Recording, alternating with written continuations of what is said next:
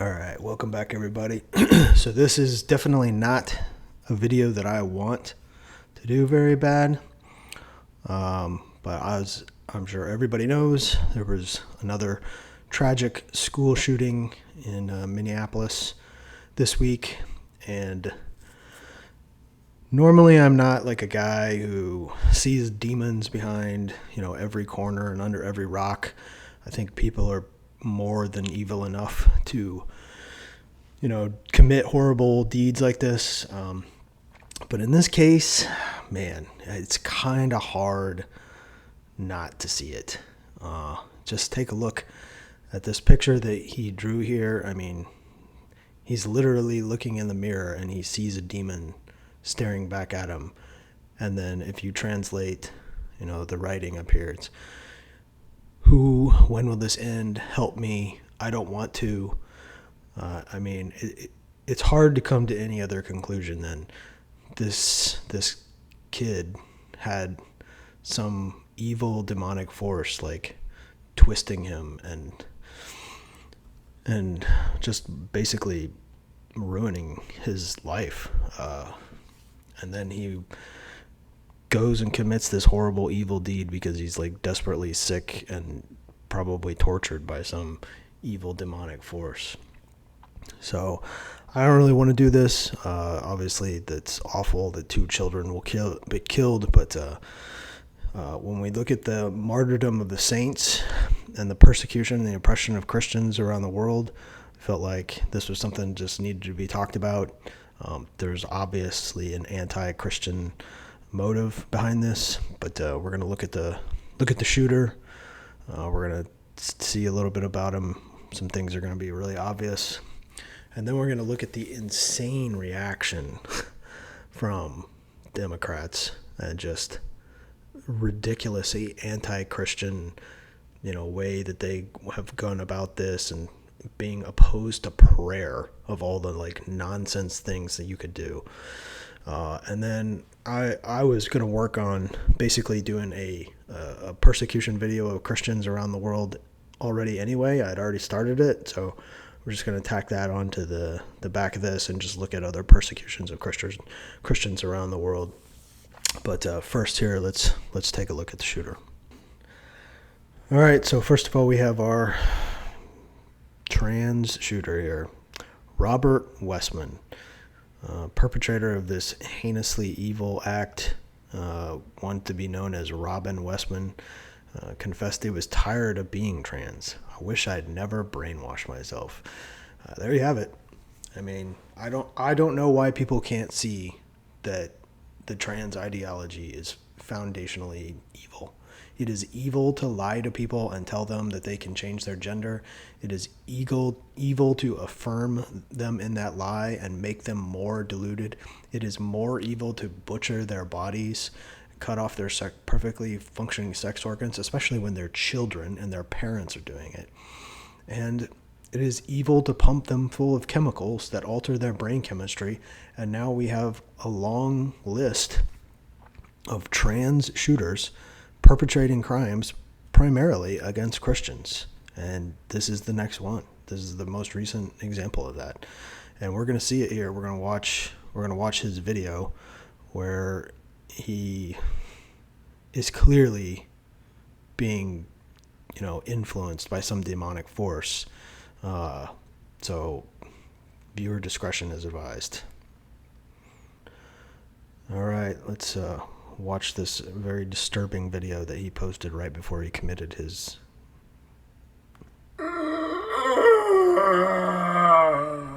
right out of the gate. It's just making the kinds of noises that you would expect from a deranged individual. Here's my note to my family and shit. He basically says that he knows what he's doing is wrong. He's apologizing to his mother and father. Some delusional stuff about, him having cancer.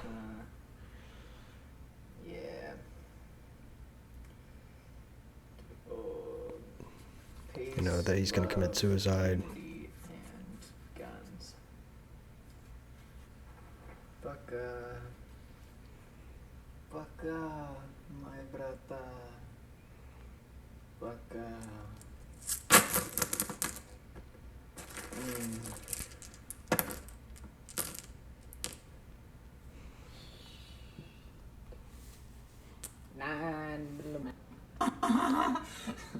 So, again, I mean, obviously a Christian hate crime, putting Jesus up on his target to shoot him. If this was this was something that was done to a synagogue, it'd be anti-Semitism. If it was done to a mosque, it'd be Islamophobia. But since it's done to a Christian Catholic church, that none of that will be talked about.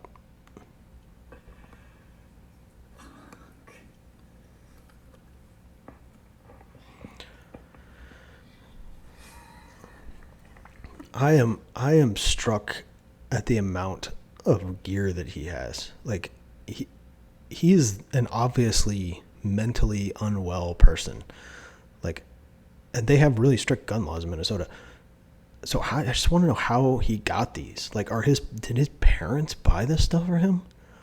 It's just, I'm struck by the amount of stuff that he has here.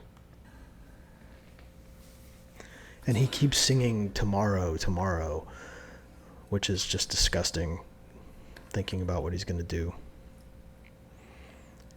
He has very deranged writing on his magazines. I'm the woker baby. Why so curious? Wokeness is a mental illness.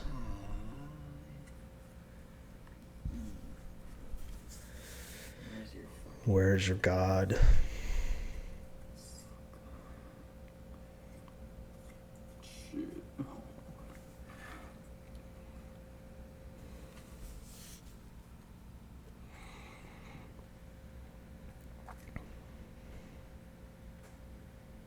Skibbity Riz.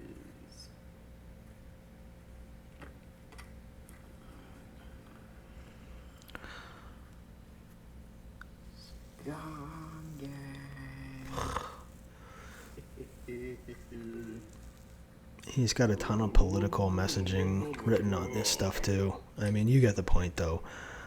He's got a lot of stuff and he's gleefully thinking about the fact that he's going to go shoot up a bunch of kids the next day. I mean, it's evil. It's straight up evil and demonic. There's nothing else to take from this.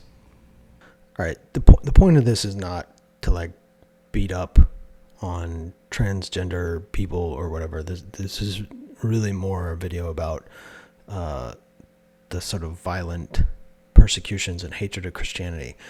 But transgender people are unfortunately a part of that conversation, and they have become a very dangerous part of that conversation. So to kind of finish this off, because I'm not trying to make this whole video about this, is just to watch this compilation that's put together to get like an understanding of like what is actually happening to these people, and then see the statistics of how they've translated into violent behavior. Angry. It's okay to be angry. Get out of my face now! If you try to stop me from going into a woman's bathroom, Excuse me, it's ma'am. be the last mistake you ever make. It is ma'am. Find that anger. Just because. Hey! Harness it to do good in the world.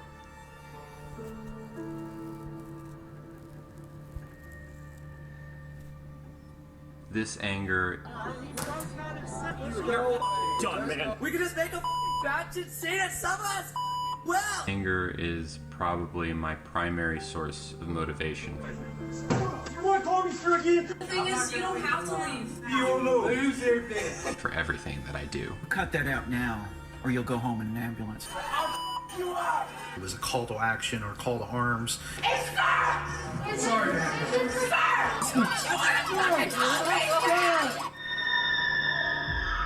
Don't be afraid to show your anger.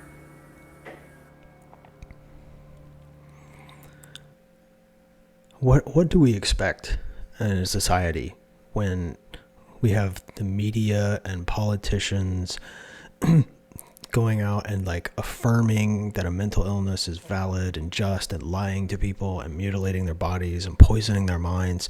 And then they wind up committing violent acts against children because the Christians are the ones that are trying to like help them and like stop this evil from being perpetrated on the world. Like, why are we surprised? And then we see this, that we see the numbers. The numbers don't lie. The numbers don't lie. From 2015 to 2025, public incidents with 4 or more fatalities. Trans and non-binary people are far and away the biggest perpetrators of those crimes. I think like the last 9, if I'm not mistaken, have been trans and non-binary people committing acts of violence, mostly against kids and mostly against Christian children. This is a demonic, evil attack against Christianity. Like, even if the people in the media don't want to accept it, and people don't want to accept that there's a spiritual component to this, like, this is what's going on here. Like, it's almost undeniable. Like, it's hard not to see it. It's a tough reality to deal with here. Okay, so that's enough about the shooter.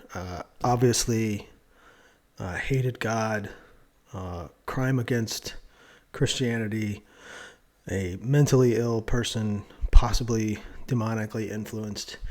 But there's a different kind of persecution against Christians in this country too, and that is from the left. So we're going to look at just a couple examples of just insane takes from Democratic lawmakers on the left. So you have the mayor of Minneapolis, Jacob Frey, railing against prayer. These were Minneapolis families. These were American families. And the amount of pain that they are suffering right now is extraordinary.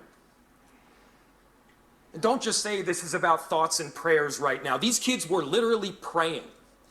It was the first week of school. They were in a church.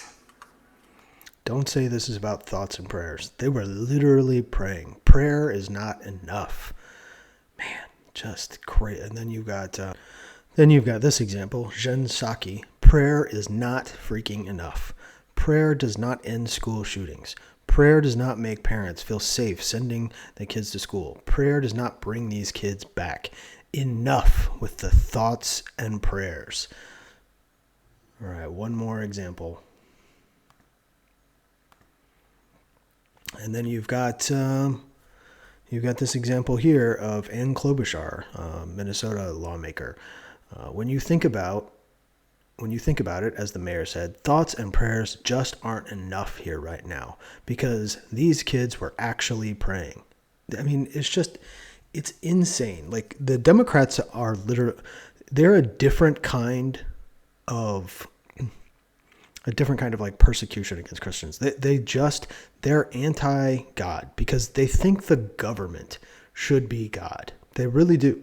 What they're actually saying here is that you should be directing your thoughts and intentions to the government so that we can take action. The thing is they won't take any of the actions that could actually solve the problem. It is mind-blowing to me that to this day, even in Republican states, this is like, there are fully red Republican states that could do this, and they don't, is to have armed security at schools. It is utterly baffling to me. We protect everything on this planet that we think is valuable with guns. Everything. All the banks.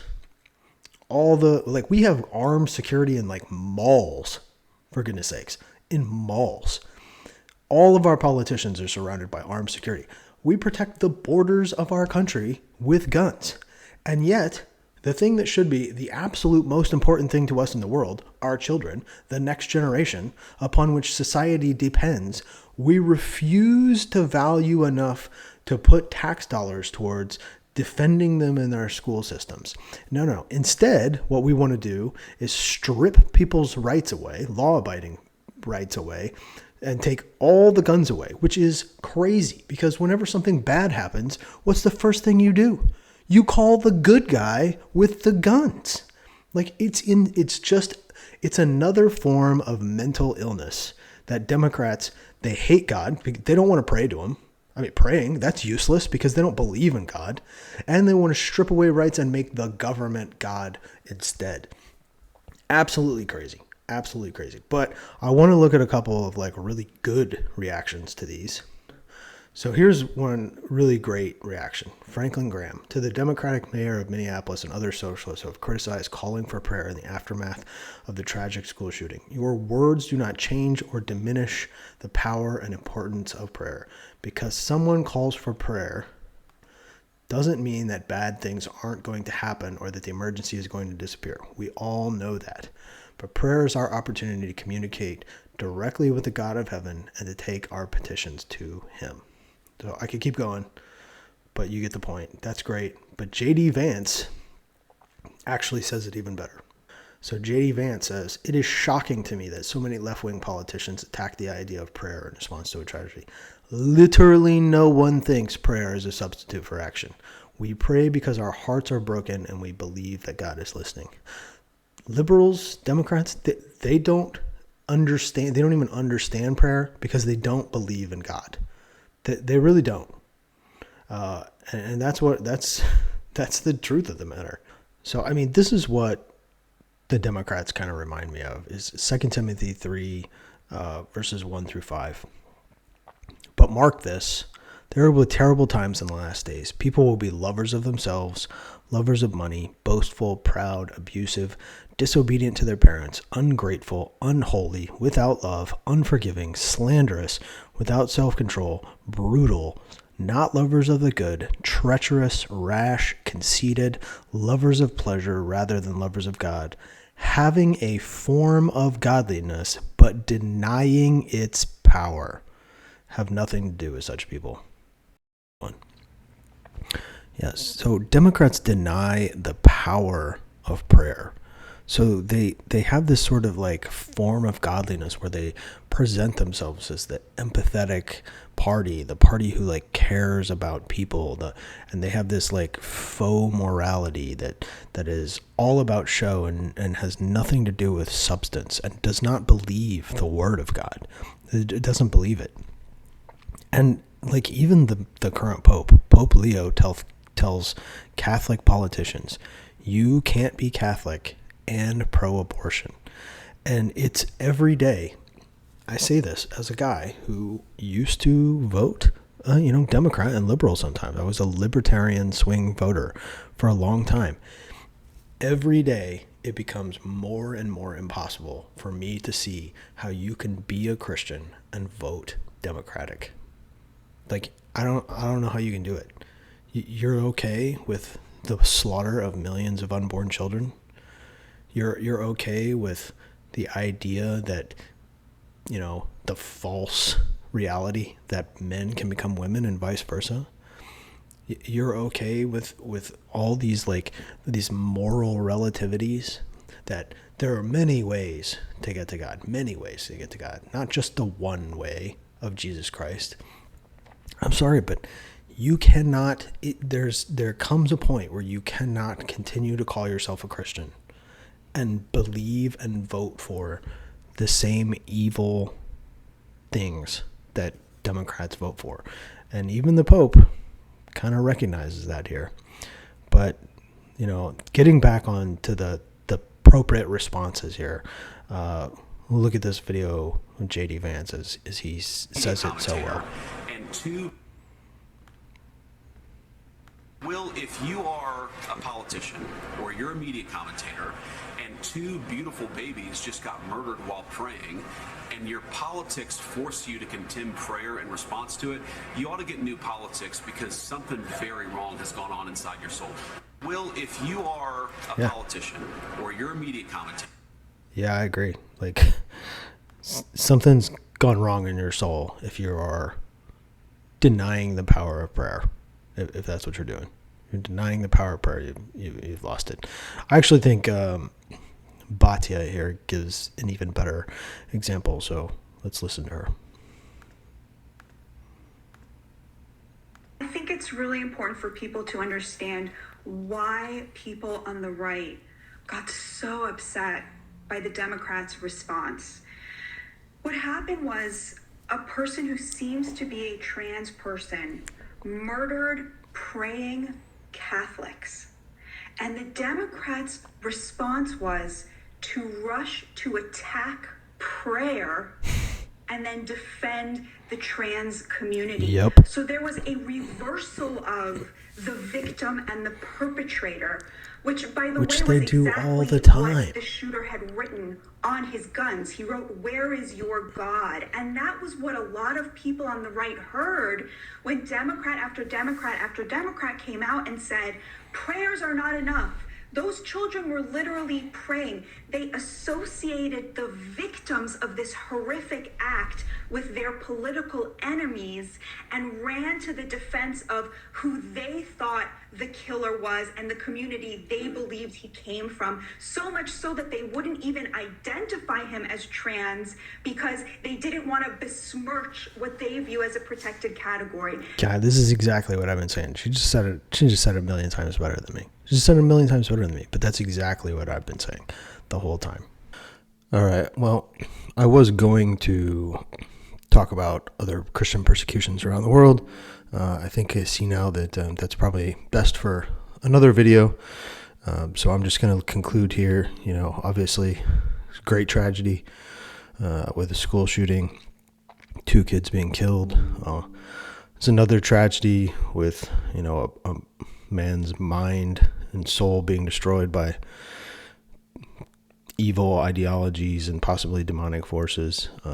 There's really nothing good out of this story, but it is worth noting and commenting on based off of, you know, the terrible impacts both to society and the relationship to Christian persecution in this country and around the world. Well, with that, God bless. Remember to keep these families and these kids in your prayers. Prayer is powerful, regardless of what some people say about it.